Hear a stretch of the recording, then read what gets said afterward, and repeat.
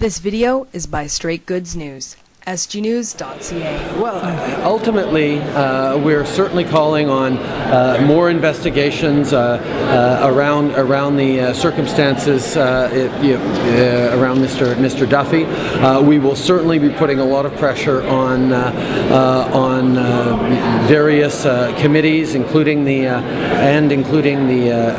ethics commissioner, to make sure that she is diligent in the work that she needs to do, which we have no reason to believe that she isn't, to get to the bottom of this and to start, because one of the things that I've pushed back against my entire political career is the increasing cynicism that Canadians feel about politicians, about the lack of transparency, about the secret agendas, about the sense of abuse of Canadians' trust that is all too often associated with the good men and women who actually want to serve Canadians in this place.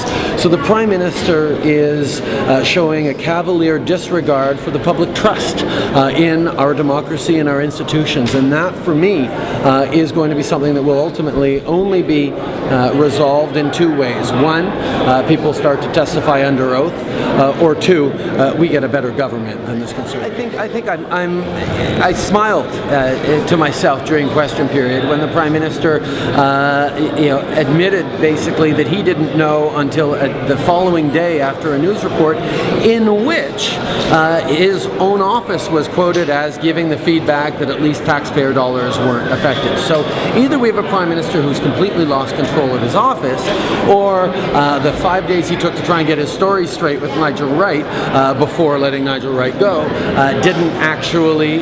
wasn't actually as productive as he perhaps would have liked. I am really disappointed and frustrated. My reaction is one much more of sorrow than of anger right now.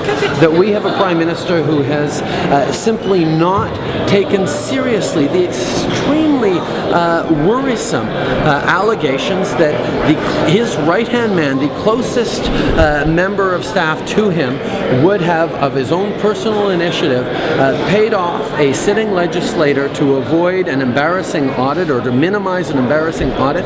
This is something that goes to the very heart of the faith that Canadians have in our democratic institutions. And the fact that the Prime Minister is still playing his old games of twisting his answers, of hiding from full accounts of the truth, is really, really disappointing, not just for opposition parties, but for Canadians themselves.